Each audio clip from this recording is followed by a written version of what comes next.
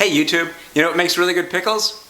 Green beans. No, seriously, they're super easy to ferment and they only take a couple of days to get a really delicious product. Let me show you what you have to do. Here's everything that you're going to need. Green beans, obviously. I just washed these. A bunch of garlic, well not this much garlic, but a lot of garlic. A jar, some salt. Use kosher salt. Make sure you don't use iodized salt. Iodine kills the bacteria that causes all this to work. So make sure you use sea salt, kosher salt, pure salt, something like that. And then some kind of a lid that you can fit onto your jar that will hold the oxygen out. If there's oxygen getting into your ferment, it's going to cause mold, and that's bad. This is what's called a pickle pipe. I've got a link for these down below. They're pretty inexpensive. They're just a silicone lid with a little vent in the top. Check the links below. Let's look at what we have to do. First, rinse your green beans. Pack them into some kind of a jar.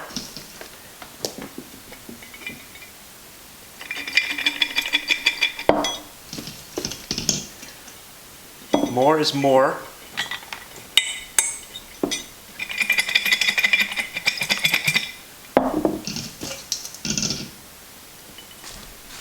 Next ingredient is garlic. It's purely optional, but garlic makes a really nice flavor in pickles, and it mellows a lot when you ferment it as well. You don't get that harsh, acrid garlic punch in the mouth kind of taste. You get a nice, I mean, you can literally eat these once they're fermented, just like you would the beans. You can add anything you want to here.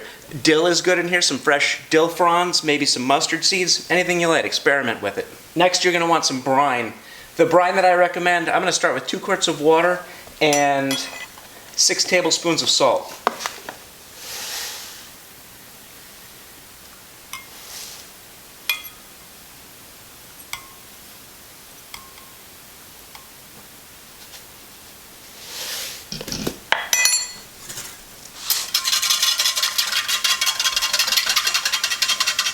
Don't use hot water. Use warm water because the salt will dissolve better. If you use hot water, it will kill a lot of the bacteria that we're trying to culture out that exists naturally on the beans.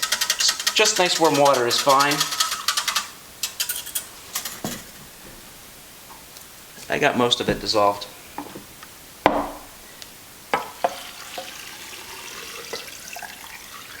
Fill it almost up to the top.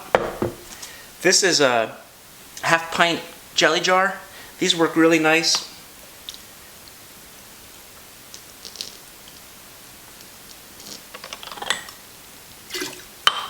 To hold everything down below the surface of the air. You don't want air touching anything that you're fermenting. Our pickle pipe and a wide mouth lid.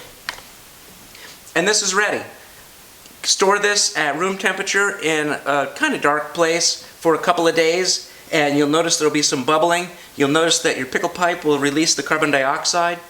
And after about 3 or 4 days, pull one of these beans out of here and give it a taste. Here's what they look like after about a week. You can see the water's gotten a little cloudy. Perfectly normal, perfectly harmless, not a problem. You'll get a bunch of sediment in the bottom. What that is spent yeast cells. There's a certain amount of yeast that grows naturally in something like this, and as the yeast dies, it just sinks to the bottom. It's also what makes the water cloudy, but it really doesn't affect it at all. I used dill last week, and it gets kind of mushy. You can throw that away. But those little garlic cloves are delicious, and the beans lose a little bit of their color, but really none of their crunch. If you find that these are a little too salty for your taste, you can actually just pour out a couple of the inches of the brine solution out of the jar and replace it with fresh water.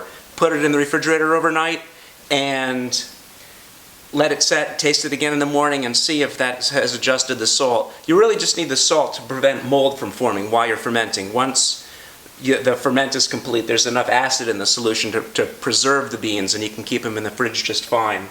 So like I said, taste the green beans after a couple of days of fermenting and see if they're coming along the way that you like. If they're getting tart, if they're getting that acid, sour taste that you want in the finished product.